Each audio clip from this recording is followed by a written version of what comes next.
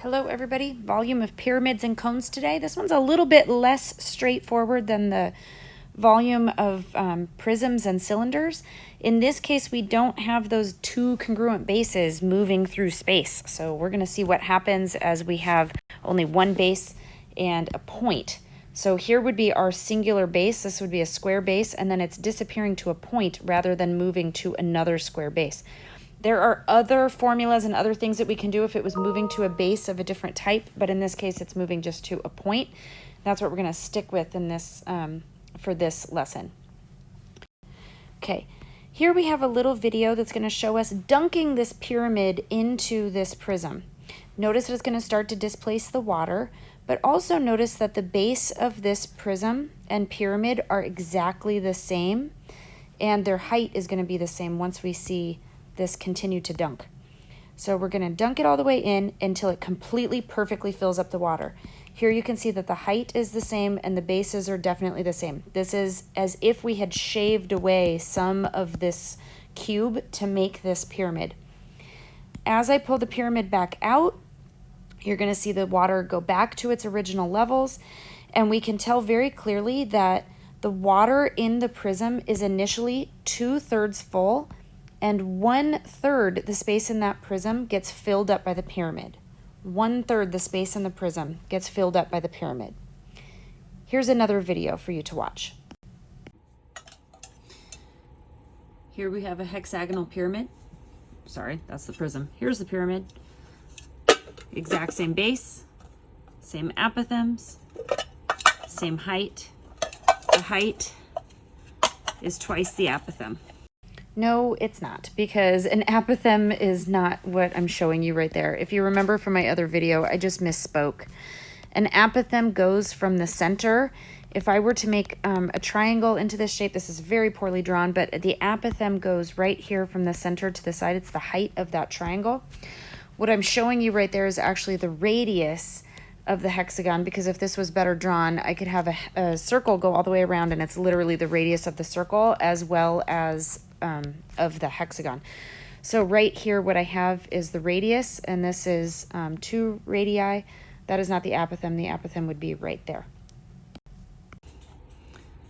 So see when I put it this way, vertex to center, so the height is 2 apothems. Let's look at the volume.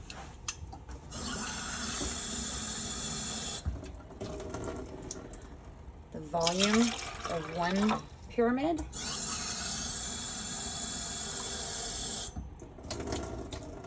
volume of, whoops, I poured a little on the counter. 2 pyramids.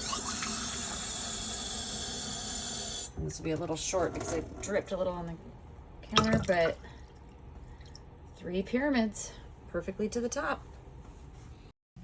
So what this is illustrating here is that if one pyramid is just one of the 3 sections of the prism, that the volume of my pyramid is literally one of the 3 sections, the volume of my prism. Well, the volume of our prism, we wrote that before as base area times height. So simply the volume of my pyramid is 1/3 the base area times my height, whatever that base might be, whether it's a square or a hexagon as it was here, or even a circle. So here we're going to see an algebraic proof of why and how this 1/3 base times height formula works. So here what I have for you is a diagram of a pyramid inside of a cube. I'm going to go ahead and rotate that cube around a little bit so you can see all the sides of it. I'm looking at this side straight on for a moment so that you can see right here is my 3-dimensional height of that pyramid, and that it's doubled to make the height of the cube, which then also means it's both sides of the square base. I'm going to go ahead and continue to rotate that around. And as I pause over here, what I'm going to do is I'm going to duplicate that pyramid. So now there are 6 equal pyramids. I'm going to bring these all together to show how they perfectly puzzle piece together to make that cube. They close up, rotating that around for you to see how they all meet perfectly at the center. These are all equal pyramids. Opening that back up one more time, just to show that 6 pyramids equals the volume of the cube. So if we state that the volume of the cube, remember that this side was 2h, they were all 2h. The volume of the cube is 2h times 2h times 2h. And we just said that the volume of the cube could also be expressed as 6 times the volume of the pyramid, because there were 6 pyramids in there. So we have an equivalency right here. I'm going to go ahead and divide this by both sides of this by 6, because what I want is a formula for the volume of the pyramid. So when I divide by 6, I can go ahead and write 2/6 h. There's no addition or subtraction, so there's nothing to distribute there. And I'm going to come over here and have my final formula for the formula of a pyramid. I'm going to reduce that 2/6 to 1/3, and I'm going to go ahead and rearrange just a little bit, because this 2h right here, that's also 2h times 2h is 2h squared. That is my base area, and then I'm left simply with my height. So we have algebraically shown that the volume of the pyramid is 1/3 the base area times the height. An example worked out. I have this triangular pyramid. This is marked as an equiangular triangle with side of 6 and this lateral height of 10. So I've got a lateral height of 10 and I have a base side of 6. If I draw out that equilateral triangle, it's not a very great drawing, but I'll work with it. We need to figure out what my 3-dimensional height is. And we also need to be able to calculate the area of this triangle. So I need to know the height of this triangle, and I need to be able to calculate the 3-dimensional height of this shape, which goes right to the midpoint of this. So there's a lot going on in here. So firstly, I know that I can calculate the height of this triangle because as an equilateral triangle, this is broken up into a 30, 60, 90 degree triangle. We've worked with that a ton. That means that this is a side of 3, this is a side of 6, and right in here what I have is 3 square root of 3 is that whole side. So in order to calculate my base area, I have the base of my triangle times the height of that triangle all divided by 2, and I get 9 times the square root of 3 is my base area. I'm going to hold on to that piece of information off to the side. Now I've got to figure out what is that 3-dimensional height for the entire shape. And it's going to go to this midpoint right here, and it's going to make a little right triangle that I can use with that 10.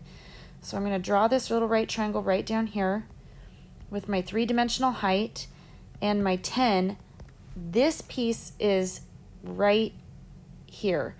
There's that middle of the pyramid where all 3 of the sides would coincide.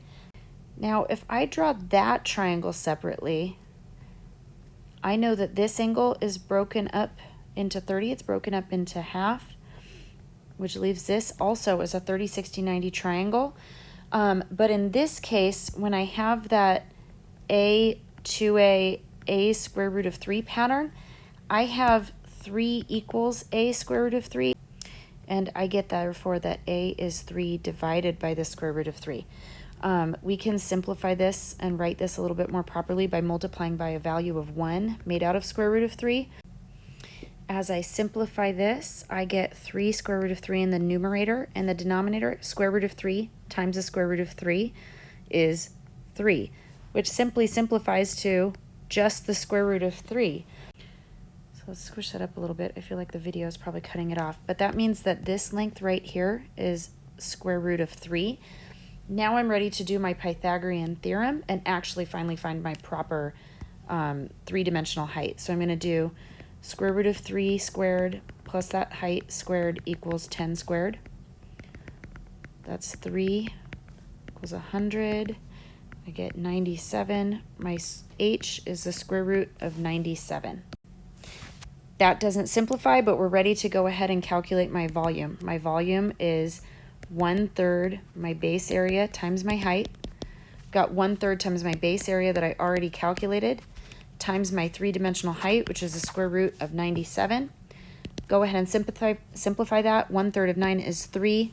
Square root of 3 times the square root of 97, which is the square root of 291. That again does not simplify.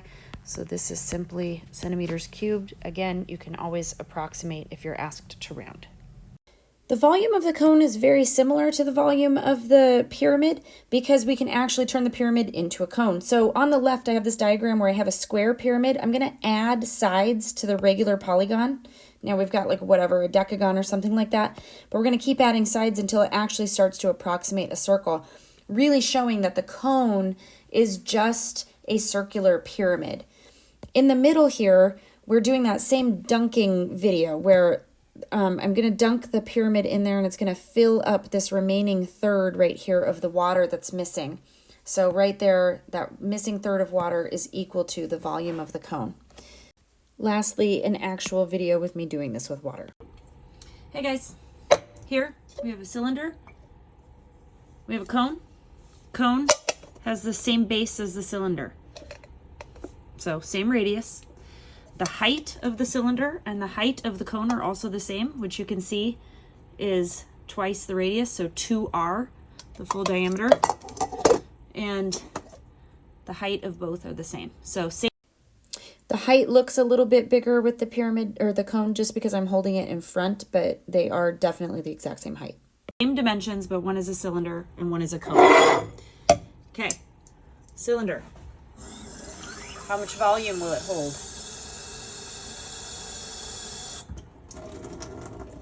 1 cone full of water.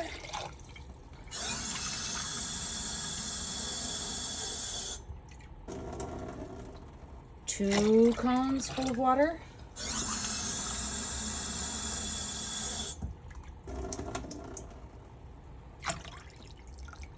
3 cones full of water. Look at that, how perfectly to the top.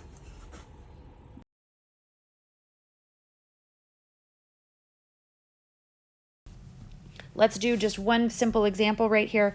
I'm given my radius directly as 6 and my 3-dimensional height as 7. My volume is 1/3 my base area times my height. In this case, my base area is pi r squared. Go ahead and plug some values in. 6 squared, my 3-dimensional height is 7. 1/3 times 36 times 7. I get 12 times 7. So here we have a grand total of 84 pi. We weren't giving any units, so it's just units cubed. This is a 3-dimensional measurement that we're making. As always, reach out for help. Think about working through puzzles. Think about working backwards. What pieces of information are you missing? And have a great day.